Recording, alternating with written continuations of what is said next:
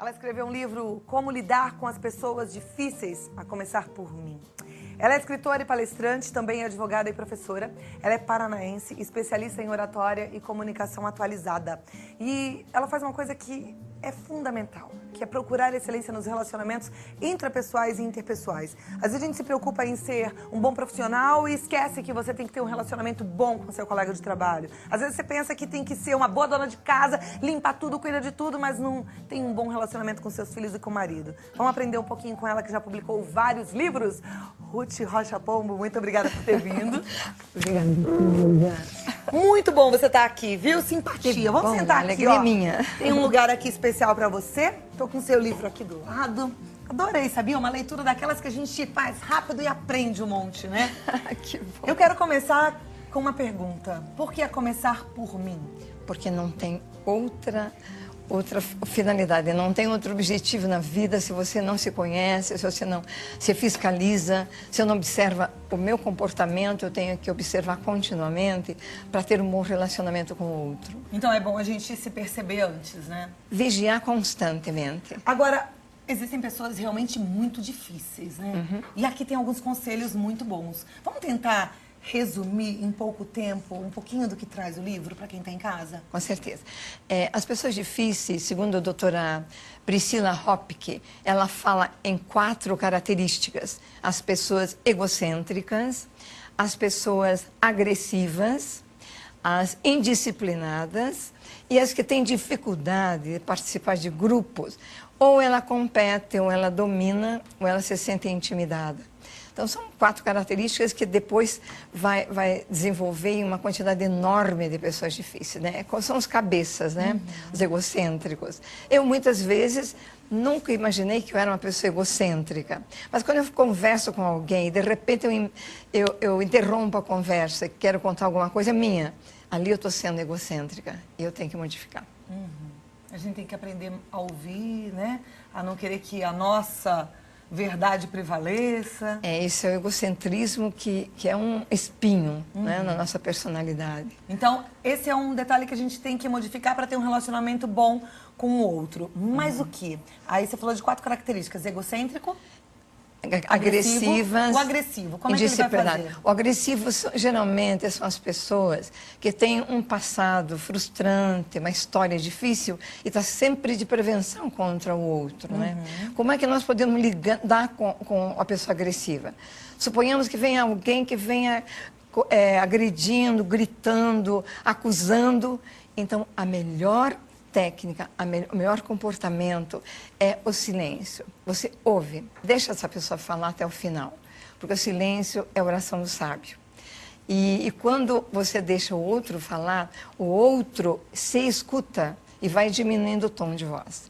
Jamais revide, porque o revide, você entra na neurose do outro e acaba ficando igual. E eu sempre digo que tem hospitais, cemitérios e cadeias estão cheios de quem revidou. Cheios de pessoas que revidavam, que não levaram desaforo para casa. E não é esse o plano do nosso Criador, que quer que sejamos pessoas equilibradas, sensatas e que haja o predomínio do amor, da sintonia, da empatia. Eu com o outro, né? O rapport. Sintonizar com o coração. É um treino contínuo para 24 horas, até 120 anos, mas realmente é desafiante, é fantástico. Mas é fantástico isso que você falou, é um treino contínuo, né? Mas quando você estava falando do silêncio, eu fiquei pensando, é difícil, porque às vezes a nossa tendência é revidar. Por quê? Porque dói. O outro grita, fala, esbraveja, você sente. E aí, o que você vai fazer com esse sentimento? Certo. Você tem várias técnicas para você desabafar. Você, em primeiro lugar, naquele momento, não soluciona nada, porque se você revida, você vai falar alguma coisa que é amarga também. É alguma coisa que fere também. Então, o revide não tem sentido, né? Você pode até sofrer naquele momento, mas depois que a pessoa termina, que você ouviu toda a agressividade, você pode depois procurar a pessoa. Se ela falou uma injustiça, se ela falou uma calúnia, é claro que ela está pecando contra você. Aí você procura essa pessoa e já fiz isso muitas vezes e disse, olha, você me machucou muito, quando você disse tal coisa, na realidade não é essa a verdade, mas eu quero me reconciliar com você. Muito bom. Agora, eu fico pensando assim, o tempo inteiro na situação. Aí saiu daquela energia ali, da agressividade, onde você ouviu um monte de insulto. Se você deixar acalmar, para não entrar como alguém que vai entrar naquela briga e conversar depois, a pessoa que gritou, que insultou, ela não pode ter esquecido e falar assim, ah, não, nem gritei, nossa, você interpretou mal. E não caía a ficha? É porque quando eu vou até ela, eu não vou preocupada se ela vai lembrar ou não. Eu vou dizer do meu sentimento, daquilo que me doeu, para que ela tenha consciência. Se ela não tiver, o problema é dela, mas eu já fiz a minha parte. Muito bom, muito bom. Bom a gente entender isso, porque aí tanto faz. Também Claro. se ela não entender, ou uma hora vai entender, ou uma hora vai perder a sua companhia, não é isso? Eu não posso viver segundo as expectativas do outro. Eu tenho que zelar pelas minhas emoções. A minha paz vale ouro, como diz Augusto Cury, né?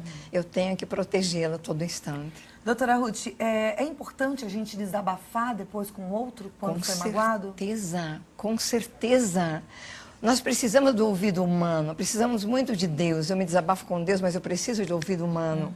E quando eu desabafo, eu alivio e enxergo melhor a realidade. Quando uma pessoa nos agride, quando ela vem soltando julgamentos sobre nós, nós percebemos que às vezes ela está falando a verdade. Que outra criatura jamais falaria se não estivesse naquele momento de tensão e de ódio que ela está sentindo, ou raiva de mim. Então também tem um lado positivo, que me ajuda a modificar meu comportamento. Bom, falamos do egocêntrico, do agressivo, Indisciplinado. Indisciplinado. As pessoas indisciplinadas que prejudicam o relacionamento é aquelas que desrespeitam o horário, elas não regras, normas, estatutos. Ela é completamente indisciplinada nesse sentido, desrespeita. E como é que a gente faz para lidar com o indisciplinado sem tornar-se um agressivo? Sim, o disciplinado tem indisciplinado que não é agressivo, que não é pessoa difícil, até que não tem disciplina, mas convive bem com todo mundo. Não, eu tô perguntando assim, como é que a gente faz para lidar com o indisciplinado sem que a gente fique agressivo? Porque a tendência é, você se atrasou de novo, assim não dá, né? E aí você já parte para agressividade. Isso, como é que faz? Estabelecendo limites. Se você não chegar na hora certa, que pena, vai dançar. Vai dançar a próxima vez, você vai chegar aqui, eu não tô mais. Claro, Ou, se você não estiver pronto a hora de sair, você vai ficar e vamos sair todos e você fica. Isso. É por aí. Adoro limites. Aliás, limite é um detalhezinho que eu preciso treinar todo dia até 120 anos. Até 120 anos. Porque como é importante, como é libertador, né? É. E eu aprendi nos últimos anos que Deus é um Deus de limite, né? Que lindo. Deus é um Deus de limite. De ordem, né? De ordem. Muito De importante ordem. isso. Que a gente pensa assim, Deus é o Deus bonzinho, né? Que pega no colo e tá tudo certo. É também, mas é de ordem, viu? Causa e consequência. E uma coisa bonita também que eu descobri é que quando eu fico em silêncio, eu faço bem àquele que me maltrata, como diz a palavra de Deus, eu coloco brasa na cabeça do outro. O que significa colocar brasa na cabeça do outro? É que quando o outro te machucou, você colocando brasa, você amando o outro, fazendo bem a quem te maltrata, Mateus capítulo 5, não é? Versículo 11, versículo 38 em diante, diz que a brasa é o símbolo do fogo do Espírito de Deus que queima a consciência do outro para ele entender que ele foi injusto comigo. Isso é lindo, não? Lindo, lindo. Adorei isso. Mateus capítulo 5, versículo capítulo 11. 5, capítulo de 38 em diante. Ama teu inimigo, faça o bem àquele que te maltrata, ora por aquele que te calunia. Não, é tão importante, né? Eu digo que a Bíblia é a bula para a gente viver bem, né? Ali tem realmente o passo a passo de como você viver bem e ter boas relações em todos os sentidos. Agora, a quarta é a incapacidade de uma convivência harmoniosa com o grupo. Grupo de família, grupo de igreja, grupo de trabalho. Ou a pessoa tem a tendência a dominar o grupo e daí ela se torna péssima, difícil. Ou ela compete com o grupo, ela acha que ela deve ser melhor, isso é péssimo. Ou ela se intimida, e quando a pessoa se intimida e tem dificuldade dentro do grupo, ela começa a julgar e a criar confusão dentro do grupo. E como é que a gente age para que essa pessoa não interfira? Como é que a gente lida com essa dificuldade? O trabalho daí teria que ser com essa pessoa diretamente, não é? Valorizando e perguntando. Nem sempre eu julgo, dizendo, você é sem limites. Você é isso, jamais dizer você. Isso é um julgamento. Você pode, como é que você pode melhorar o teu, como é que você pode melhorar e nos fazer mais felizes dentro do nosso grupo? Fantástico.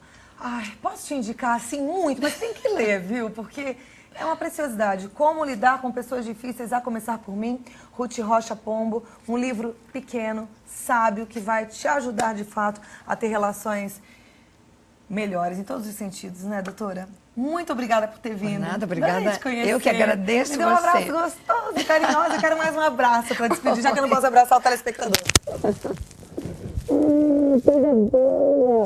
Difícil, eu acho que o meu microfone até bateu. Difícil a gente encontrar alguém que dê um abraço assim gostoso, viu? Adorei ter um abraço Que hoje. bom.